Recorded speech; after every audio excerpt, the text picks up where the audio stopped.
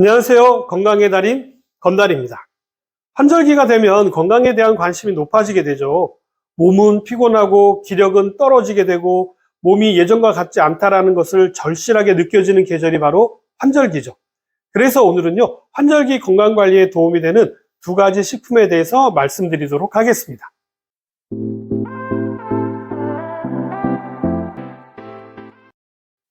환절기 때 가장 먼저 챙기셔야 하는 것은요, 뭐니 해도 면역력입니다.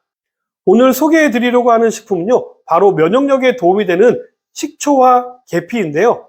식초가 면역력을 높인다는 이야기는 처음 들어보셨을 겁니다. 사실 많이 알려지지 않았을 뿐이죠, 효과는 아주 뛰어난데요. 일단 식초는 살균 효과가 있는 것은 잘 알고 계시죠. 이 살균 효과가요, 바로 면역력의 기본이 되기 때문입니다. 입을 살균할 때도 식초물로 가글을 하시게 되면 도움이 됩니다. 환절기 감기 예방에도 도움이 되고요. 또 황사나 미세먼지를 제거하는 데도 도움이 됩니다. 이뿐만 아니라 식초물을 끓여서 그 증기를 막는 것도요, 호흡기 질환을 예방하는 데도 도움이 되고요. 또 습도를 유지하는 데도 도움이 됩니다. 식초의 효능은 이뿐만 아니라요, 아주 다양한데요. 몇 가지만 좀 소개를 해드리자면요. 역류성 식도염에도 도움이 됩니다. 사과 식초를 물에 희석해서요, 매일 아침 공복에 드시게 되면요, 역류성 식도염을 치료하는 데 도움이 됩니다. 역류성 식도염이 위에 문제가 있다라고 알고 계신 분들이 많으실 텐데요. 그렇지 않습니다. 위와 식도를 연결하는 부위를 위문이라고 하는데요. 이곳은 위의 음식물이 역류하지 못하도록 꽉 잡아주는 발약근으로 되어져 있습니다. 그러나 이것이 느슨하게 되면 역류성 식도염이 발생하게 되는 것입니다. 자, 이때 식초의 신맛은요, 이 괄약근의 수축 작용을 도울 뿐만 아니라 근육의 탄력을 높이는 작용도 있기 때문에요, 역류성 식도염에 도움이 됩니다. 다만 위에 점막이 안 좋아서 속쓰림을 느끼신다라고 한다면요, 식후에라도 드시는 것이 도움이 됩니다. 사과식초는요, 위장 질환을 치료하는 데 도움이 되는데요, 사과식초에 풍부한 구연산은 위 점막세포 재생을 돕는 역할을 하기 때문인데요. 아침에 사과가 좋은 것은 알고 계시죠? 여기서 아침이라고 하는 것은요, 공복을 이야기하는 것입니다. 공복에 사과식초를 드시면 같은 효과가 나타난다는 의미이죠.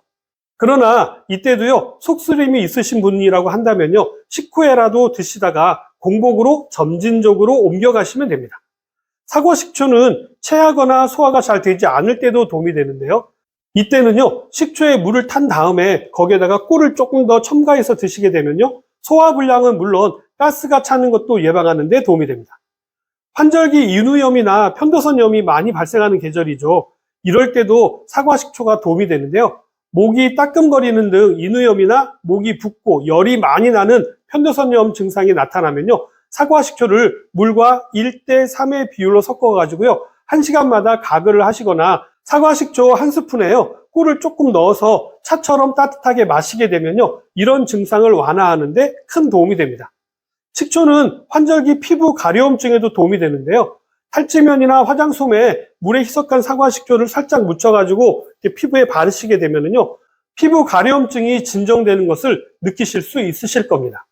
특히 아토피나 건선의 경우에는요, 2차 감염이 문제가 되는 경우가 많은데요. 이때도 식초물을 피부에 뿌리거나 이렇게 바르시게 되면요, 2차 감염을 막는 데도 도움이 됩니다. 사과식초는 습진에도 도움이 되고요, 기미나 주근깨를 예방하는 데도 도움이 되기 때문에 꼭 한번 활용해 보시기 바랍니다.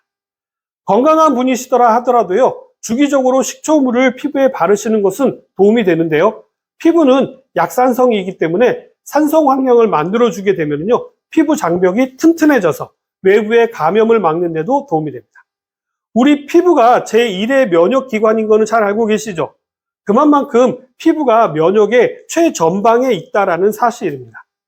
사과식초는요, 피부 미백에도 도움이 되기 때문에요, 참고하시기 바랍니다. 식초는요, 면역력을 떨어뜨리는 당뇨를 예방하거나 치료를 하는 데도 도움이 됩니다. 연구에 따르면요, 2형 당뇨 환자를 대상으로 한 실험에서는요, 잠자기 전에 2스푼 정도의 사과식초를 섭취한 사람은 아침에 혈당 수치가 약 4에서 6% 정도 낮아진 것으로 나타났습니다. 사과식초가요, 앞으로는 당뇨를 치료하는 데 큰 잠재력을 가지고 있음을 보여주는 결과인데요. 식후에 사과식초를 드시게 되면요, 혈당을 관리하는 데 큰 도움이 되니까 당뇨가 있으신 분들이라고 한다면 꼭 드셔보시기 바랍니다. 사과식초는요, 당뇨뿐만 아니라 콜레스테롤과 혈압을 낮추는 작용도 하는데요. 주의 실험 결과 식초가 콜레스테롤과 고혈압을 낮추는 효능이 있는 것으로 나타났다고 합니다. 이러한 결과를 보니까요, 사과와 식초는요, 재주가 아주 많네요. 다음은 계피 이야기인데요. 이 계피도 사과, 식초 못지않게 다양한 효능 효과를 가지고 있습니다. 특히 환절기 건강관리에 계피를 적극적으로 추천드리는데요. 가장 대표적인 것으로는 감기를 예방하고 치료하는 데 도움이 되기 때문입니다. 계피가 감기를 개선한다는 것은요, 민간요법에서도 많이 다루고 있는 이야기죠. 감기 때문에 코가 막히거나 열이 날 경우에요, 계피 달인 물을 마시거나 간단한 계피차를 마시면요, 효과를 보실 수가 있는데요. 이것은 계피가 몸을 따뜻하게 하고 또 혈액순환을 돕는 효능이 있기 때문이죠. 이뿐만 아니라 항균, 항염 작용도 있기 때문에요, 감기에 더없이 좋은 약재가 바로 계피인 것입니다. 자, 원래 감기에는 약이 없는 거 알고 계시죠? 그러나 감기약이라고 해도 과언이 아닌 것이 바로 계피이기 때문입니다. 다음은 항균 효과인데요. 계피도 식초와 같이 항균 효과가 뛰어나기 때문에요, 계피를 우린 물로 양치를 한다거나 가글을 하는 것도 도움이 됩니다. 특히 호흡기 질환을 예방하는 데 도움이 되는데요. 계피는 매운맛을 가지고 있어서 폐의 기운을 도우는 데 도움이 되고요.